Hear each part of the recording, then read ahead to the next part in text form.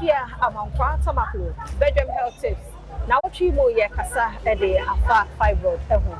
And a doctor from Pona, AD, Elcomway. Titi any ye, be a drug on one thing, a brand on one thing, and then we quote any ye. Now, a word is share piano, also for Bobra.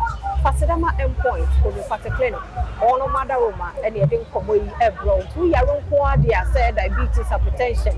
Then fear nature endpoints for the Fata Clinic, no more. The number is 0244 867068. Media fear among Quatamako. Dog, no more papa. Namenasi. Hey, we do work as what we who is a to make any idea. Hey, teachers are young to swoon. Sir, in your house, Yariano, yes, and Jay, and Kahunku here on the style of clinic on Yana, Yariane conditions be more foot to Ayane and Demand. You are a fire day, but to me, fat no this one, sir, and the warm more fast foot to any being now. It's good what then signs and symptoms. Fiber do when you say your fiber the mass symptom, your fiber the M mass symptom. And you'll be waiting in fiber not for so many years. On your sign, yeah, on your symptom, yeah, so now one cast scanner, who that.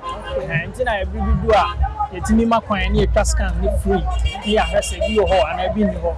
And the other symptom, symptoms will be better me as a menses, no, better me about the way. And I say, menses, and you are my cry. And I say, menses, no, about bit me and yaw be brave. You are menses and bet me about to yaw, yeah. So now fiber, no, and watching a bit me of what me I can say, because a new audience knew our dear walls in the movie, you know, a portrait of our dear Necassi. Our dear Necassi or Who's and you say, well, Fuya Cassia, but wouldn't you mother cry, and when you say, will be trusted. And what you know, fiber bet me a Josie area. Let me go away through Sissy, a couple of 90. It's me more be now much canoe, be so much canoe, no brain, no sciatic and go, or bra, uncle. I don't come out and bring me. Not in your sciatic and them fiber and man was up in one in name in the fiber to me, Masaya, and it's me, Umoja, or bra bleedy baby. More beat me, moon inside, Bobby Bray. The banners are HB, no hemoglobin, no Yabba, I saw Timber, I'm also timid. And when you bet me a chin, you bet me a car and some young one quite bet me out one another. And you know, fiber symptoms on Yana and also be brave. Now, we money common one side, you bet me, it's me warm, I won't be at the and I wore one dear my boom be brain now. We were no more wardrobe fever brain, so Nadia said, I mean, what just can put I said then a walk. And he was start off clinic on the same wardrobe. Aside said, the way you scan. The way you scan, I should say, you're really and I really knew. And what your fertility labs are a young cousin. The way you say about your fertility labs, no one say. Wait me insane, and now, dear, wait me insane. And the Bobby inside your hormones, Korea, make once a year. See that? I'm sunny, every mile I won't do a style of clinic.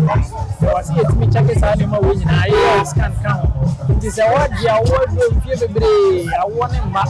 Now, Unka scan book. Only a fertility lab, yeah, and Udia bro. When starting to share a one. I don't know, but only share the quantity I want him because I be able to me. It is a Kobasa, I want him mad. Now, what try if you be brave, mad, then problem though.